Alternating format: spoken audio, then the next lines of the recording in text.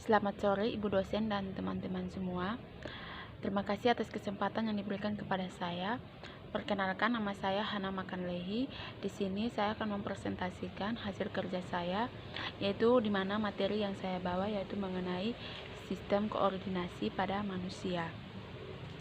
Baik, untuk sistem koordinasi pada manusia, tubuh kita ini terdiri dari banyak organ yang kesemuanya bekerja tanpa saling mengganggu antara organ satu dengan yang lainnya. Hal ini dapat terjadi karena pada tubuh kita terdapat suatu sistem yang mengatur semua organ tersebut. Nah, sistem ini disebut sebagai sistem koordinasi yang berpusat pada satu organ, yaitu otak. Selanjutnya, di dalam sistem koordinasi ini juga, di dalamnya itu dapat dibahas oleh saya, yaitu yang pertama itu ada sistem saraf, yang kedua ada sistem hormon, dan yang ketiga itu ada sistem indera. Nah, yang pertama itu ada sistem saraf. Nah, untuk sistem saraf ini sendiri, di mana dia ini terdiri dari jutaan sel-sel saraf yang memiliki bentuk bervariasi. Sel saraf ini disebut neuron. Sistem ini melakukan kontrol terhadap kegiatan yang dilakukan di seluruh tubuh agar mencapai kondisi homeostatis. Selanjutnya itu ada struktur sel saraf. Nah, struktur sel saraf ini di mana di dalamnya itu ada badan sel, ada dendrit, ada akson, dan sinapsis. Nah, untuk badan sel sendiri, dia itu memiliki nukleus dan nukleolus yang dikelilingi oleh sitoplasma granuler. Selanjutnya itu ada dendrit, yaitu juluran pendek bercabang-cabang yang keluar dari badan sel. Dia ini berfungsi untuk menerima rangsangan dan membawanya ke badan sel saraf. Selanjutnya itu ada akson. Nah, untuk akson ini dia itu juluran panjang dari badan sel yang berfungsi untuk mengantarkan impuls menjauh badan sel. Selanjutnya itu ada sinapsis. Nah, untuk sinapsis dia ini sambungan antar neuron. Sinaps dapat menjalarkan dan menghambat impuls. Pada sinaps terdapat celah yang disebut celah sinapsis. Nah, selanjutnya ada macam-macam neuron. Nah, macam-macam neuron ini di dalamnya itu ada 3, yaitu dimana yang pertama ada neuron sensorik, yang kedua ada neuron konektor, yang ketiga itu ada neuron motorik. Nah, untuk neuron sensorik ini dia itu membawa rangsangan dari reseptor atau indera ke pusat susunan saraf atau otak dan sumsum tulang belakang. Selanjutnya itu ada neuron konektor. Neuron konektor atau asosiasi yang dimana neuron ini membawa rangsangan dari neuron sensorik ke neuron motorik. Selanjutnya itu ada neuron motorik.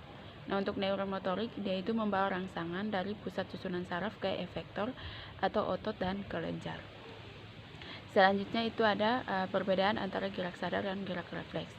Nah, untuk gerak sadar ini dia ini merupakan gerak yang dilakukan dengan sadar. Gerakan ini dapat terjadi melalui serangkaian impuls panjang dan diolah oleh pusat saraf. Contoh gerak sadar ini adalah pada saat berlari dan makan. Selanjutnya itu ada gerak refleks. Nah, untuk gerak refleks dia ini merupakan gerak yang dilakukan secara tidak sadar dan kecepatannya lebih cepat dari gerak sadar. Gerakan ini terjadi melalui rangkaian impuls pendek tanpa diolah ke pusat saraf. Contoh gerak refleks ini misalnya saat terkejut dan saat menyentuh benda yang terlalu panas. Selanjutnya itu ada saraf pusat. Nah, untuk saraf pusat ini di dalamnya itu ada 2. Yang pertama itu ada otak dan yang kedua ada sumsum tulang belakang. Nah, untuk otak dia itu dilindungi oleh selaput meninges. Pada manusia, otak terdiri atas 2 belahan atau hemisfer, yaitu belahan otak kiri dan otak kanan. Kedua belahan dihubungkan oleh balok otak berongga yang berisi cairan getah bening yang disebut dengan cerebrospinal. Nah, untuk sumsum tulang belakang dia ini merupakan lanjutan dari medula oblongata sampai dengan ruas kedua tulang pinggang. Bagian luarnya berwarna putih, bagian dalamnya berwarna hitam. Lapisan pelindung otak atau plameter, arkonoid, dan durameter menyerupai plasma dan cairan interstisial tapi tidak mengandung protein. Selanjutnya itu ada gangguan pada sistem saraf. Nah, gangguan pada sistem saraf ini yang pertama itu ada epilepsi. Nah, untuk epilepsi dia itu merupakan penyakit kelainan pada neuron di otak. Penderita tidak dapat merespon berbagai rangsangan dan otot rangka berkontraksi secara tidak terkontrol.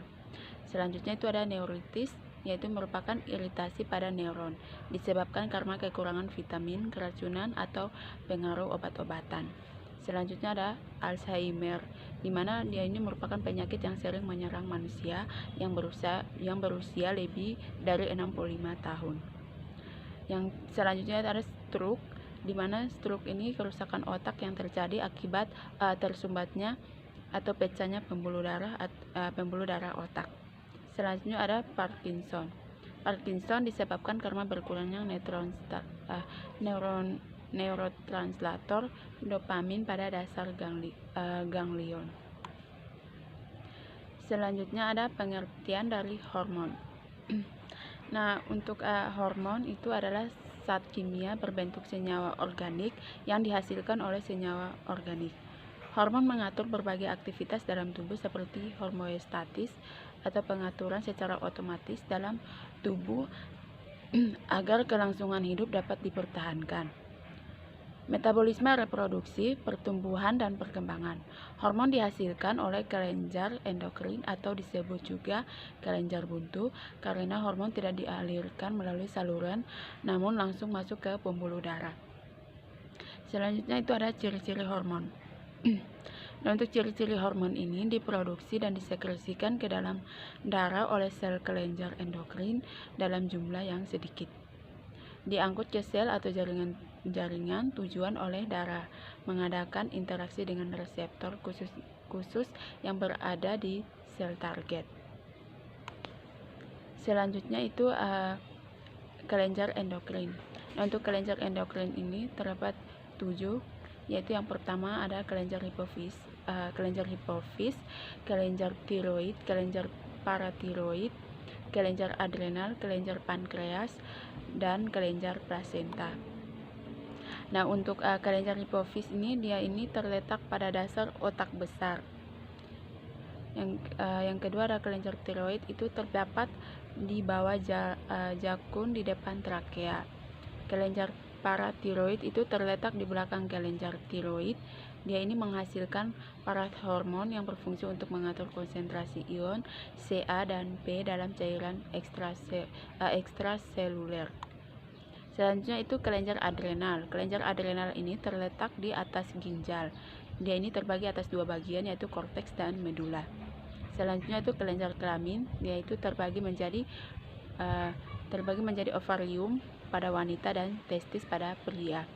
Selanjutnya itu ada kelenjar pankreas. Dia ini menghasilkan hormon insulin dan glukagon.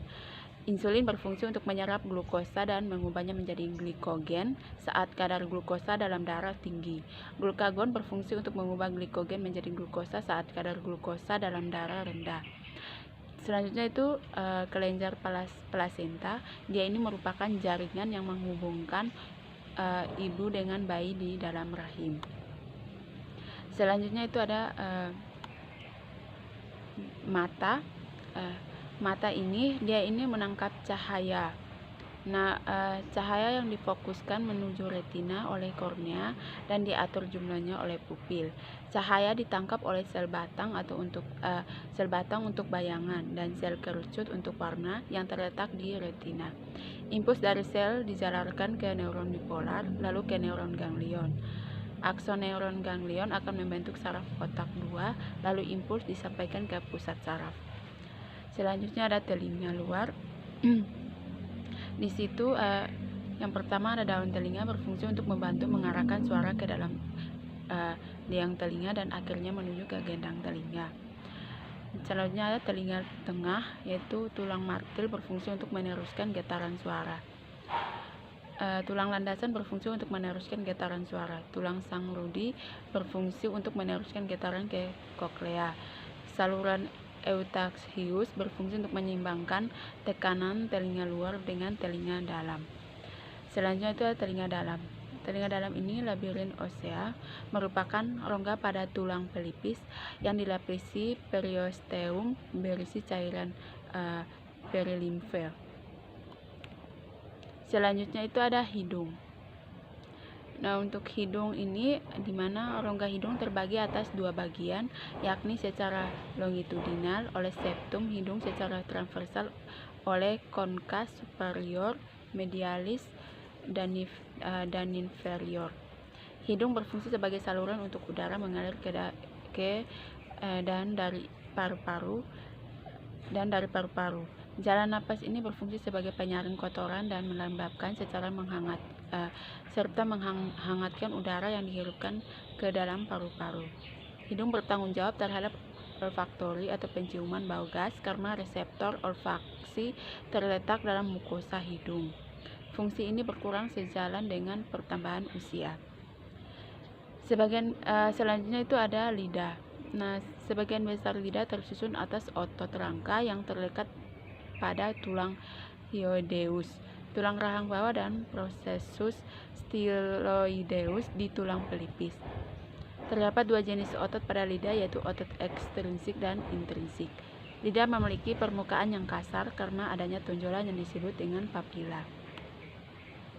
Selanjutnya ada kulit. Nah, untuk kulit di mana nyeri merupakan ujung saraf bebas yang terletak di seluruh tubuh. Panas dan dingin reseptornya berupa ujung saraf. Sentuhan reseptornya adalah corpus Meissner, discus Merkel, dan ujung saraf yang melingkari akar rambut. Letaknya di dekat permukaan kulit. Tekanan reseptor adalah corpus Pacini, Ruffini, dan Krause. Letaknya agak dalam pada kulit. Pada bibir, ujung jari, ujung lidah, dan alat kelamin terdapat banyak reseptor dengan serabut saraf sensorik sehingga dapat membedakan dua titik rangsangan, sedekat apapun jaraknya. Pada punggung memiliki sedikit reseptor sehingga punggung hanya dapat membedakan dua titik rangsangan jika jarak antara titik rangsangan lebih besar dari 70 mm.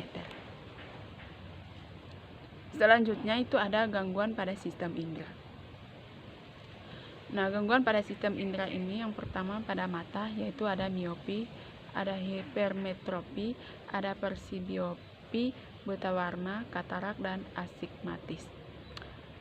Kalau gangguan untuk telinga itu ada tuli, yang dimana dapat terjadi karena kerusakan tulang pendengaran, kotoran yang menumpuk di saluran telinga luar, peradangan pada telinga tengah, atau kerusakan saraf pendengaran.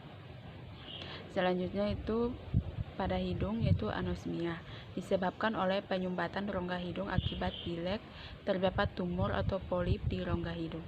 Sel rambut rusak akibat infeksi, gangguan pada saraf pembau. Jadi dia ini adalah gangguan pada saraf pembau atau hidung.